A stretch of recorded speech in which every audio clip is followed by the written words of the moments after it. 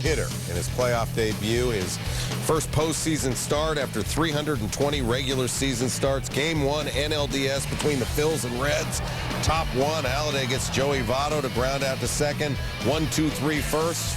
Phillies got one in the bottom on a sac fly. That'd be enough, but Halladay buying insurance in the bottom of the second with 2 on, 2 outs. He singles off Edinson Volquez. Carlos Ruiz scores. Not bad for a career .23 hitter. It was 4-0 when the inning ended. Top 3, 2 outs. Travis Wood, who's in for Volquez. Liner to right, Jason Worth. Halladay's got friends in low places. 9 up, 9 down. Top 5, Halladay still perfect against the team that led the National League in runs, batting averages, and batting average in homers this season. Gets his former Blue Jay teammate Scott Rowland there. Next batter, it's Johnny Gomes. He's a swinger. That's 14 in a row. Halladay reached 3 balls only 3 times. One of those times was against Jay Bruce, who was the only batter he walked. Perfect game over. No hitter, of course, still intact. Next batter, Drew Stubbs. He grounds out to Jimmy Rollins. And we've got a no-no through 5. Let's go 6. 2 outs. Halladay got ahead 0-1 in the count on 25 of the 28 batters he faced. Brandon Phillips flies out. How about this? Threw just 8 pitches in the 6th inning. Talk about economizing. Top 7, 1 out. It's Votto again. Over to third. Ground over to third, and that's an out. Next batter, it's rolling again, and, well, you know what he's doing again. 2 out, 7th inning. Swing and sway like Sammy K. Don't know if you call these folks crazy, but they were going crazy for what Halladay was doing. Doc's patience loving it, and Halladay perfect earlier this season at Florida. Gets Gomes swinging. That's 1 out in the 8th. Struck out 8 overall. Next batter, Bruce, grounds out back to the mound. That's 2 down. And then Stubbs, and talk about a good game to watch. Halladay, 3 outs from history. They were chanting, "Let's go, Doc. Let's go, Doc," as he came to the ninth. And this Doc, Halladay better than Val Kilmer's Doc Halladay in Tombstone, and it's last rights for the Reds. First batter, Ramon Hernandez. Pop out to Chase Utley. 1 down. Next batter, pinch hitter, Miguel Cairo. He's going to pop out to Wilson Valdez. The next batter's Brandon Phillips.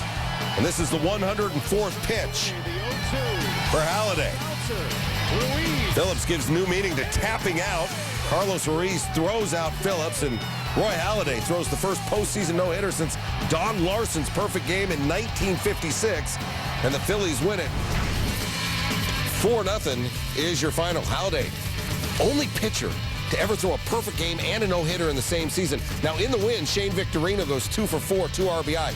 Victorino now has 35 career postseason hits, most all-time for any Philly. Halladay, the first starting pitcher in the history of postseason baseball to have more hits in a game than he allowed. He had 1, the Reds had none. He's with John Barr. All right, I'm here with the man of the hour, Roy Halladay. Roy, the first time anybody's thrown a no-hitter in the postseason since Don Larsen tossed a perfect game in 1956. What is going through your mind right now? Just excitement. I mean, it's a great atmosphere. You know, to be able to go out and pitch in a postseason game that means a lot to the team in this atmosphere, it's a lot of fun. I mean, it's what you play the game for. So you know, it's surreal. It's been a lot of fun. Why were you so effective this evening? We're aggressive. We're aggressive, throwing a lot of pitches for strikes. And, you know, Ruiz has done a great job all year, but we mixed pitches well, I thought, you know, showing some off-speed early, middle innings. And, you know, just trying to be aggressive, go after guys, but do it on our pitches. Congratulations on a wonderful postseason start. Thank you very much. 0.76 ERA in Philly since being traded there. Doesn't sound good for the Reds, who got no hit in Game 1, but Brandon Phillips has a plan. just get him early. You know, it's good because he likes to throw a lot of fastballs, and you know, you just got to jump on them, hit his mistakes. That's basically it. You got to hit Oswald's mistakes because he makes a lot of mistakes. Bat here tonight for Will he sure. make a mistake immediately? Top one. Yes! Hello! Money where your mouth is. Solo shot for Brandon Phillips to lead off the game. No hit this. 1-0 Reds. That ended a 30-inning scoreless streak for the Reds in Philadelphia. Top four, 2-0 Cincinnati, and they call him Bruce. That is long gone, deep to right, way out solo shot into the upper deck. First career postseason home run, 3-0 Cincinnati. You know, at one point in his career, Oswald had won 23 of 24 decisions against Cincinnati. Not so much on this night. So the bats were okay, but the gloves, trouble here. Shane Victorino grounding to second. Brandon Phillips bobbles the ball here. E4, runners on first and second. Next batter, Placido Polanco grounds to third. Scott Rowland, Butterfingers, bases loaded. A 4-0 lead's in trouble here. Next batter, Chase Utley, and they're giving him too many chances. Lines it to right field. Dominic Brown, Shane Victorino, they score. It's been cut in half.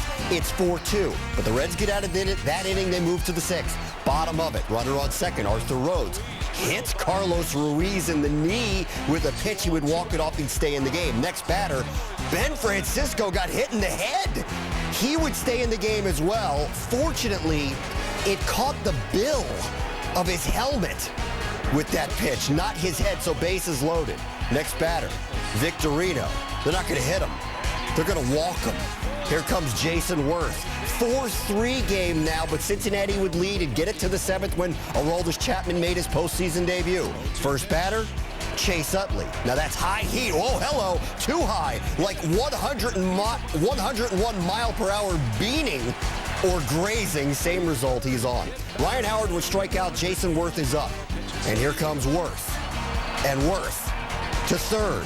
Scott Rowland throwing to second, but Utley is safe. Close play here at second.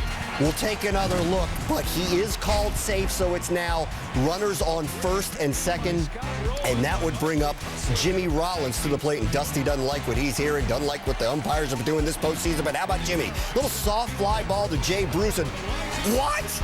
Chase Utley has to turn around and sprint home. Brandon Phillips, he's going to end up bobbling the relay throw, which allows now Worth to score. Rollins ends up on second.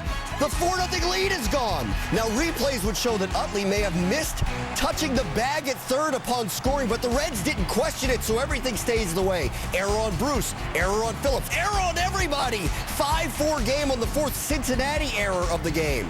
So to the ninth we go, and now the Phillies are suddenly leading here 7-4, and Brad Lidge is on, and it's Chris Heisey, and he grounds to third base. Polanco with the stop. He throws to first, and the Phillies win by the final of 7-4, and they put a stranglehold on the series, winning both games at home.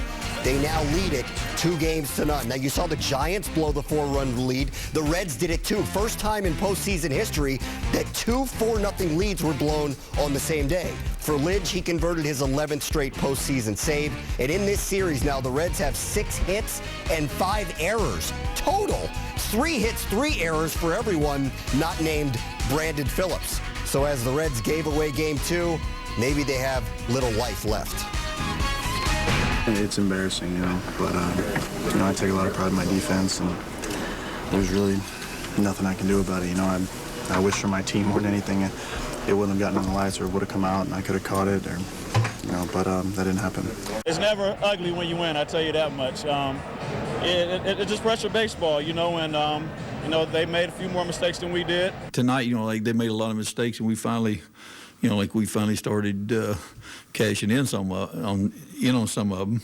In my mind, we lost the game, but we outplayed them, and we ended up giving them, most of their runs. Jay Bruce, a Golden Glove outfielder. Brandon Phillips, a Golden Glove second baseman. Scotty Rowlands, a Golden Glove third baseman. That was a very uncommon night for us. The NLDS, Orlando Cabrera convinced the Reds to let him play in Game 3, dealing with an aggravated left side, and the ball will find you. First inning, Jason Worth to Cabrera, the high throw, and Placido Polanco scores on the error. Defense has just been a nightmare for Cincinnati in this series. 1-0 Phillies. Bottom of the first, Cole Hamels, 6-0 in his career against the Reds, looking strong, getting Scott Rowland. In the fourth, Johnny Gomes on the changeup. Hamels scoreless, baseball through 4 in the 5th now. Reds fans booing Chase Utley loud, and this will make him a little quiet. Deep to right center, Drew Stubbs thinks he's got a shot. Fan interference? The umpires, they would have to go to video for review. If it stands, 10th career playoff home run for Utley, most in Phillies history. You see, fan makes contact with the ball after it goes over the fence, so it stands. In the 7th, 2-0 game. Ramon Hernandez down the left field line. The Reds threatening with 2 outs against Hamels. Jay Bruce, the 23-year-old. Bruce cannot get it done. Worth is there to make the grab. So no offense for Cincinnati. Bottom of the 8th, Hamels still pitching, facing Stubbs. 8 strikeouts through 8 innings for Hamels. To the 9th, Hamels going for the complete game. Brandon Phillips trying to breathe some life in this offense. Remember, it's one of the best offenses in baseball, best in the National League. So the base hit. Runner on, no outs. Joey Votto, possible MVP. He went 1 for 10 in the series, and he cannot get it done. The double play, next batter. Former Phil, Scott Rowland, and on his 119th pitch, Hamels shutting it down. 5-hit shutout, 9 Ks. The Phillies get the win, 2-0. First playoff shutout for Hamels in his career. 3rd straight NLCS appearance now coming up for the Phillies, and that starts Saturday, October 16th. For Hamels, it's his 6th playoff win, tying Steve Carlton for most in franchise history. I mean, they pitched. I mean, they really pitched, and they're a very good team. You know, we kept them in the ballpark, so to speak, kept the runs down. We just didn't, push across, enough runs. I really don't know what to say, man. I mean, I just can't believe it's over right now, man. Just saying good job to all the guys on the team, man. I mean,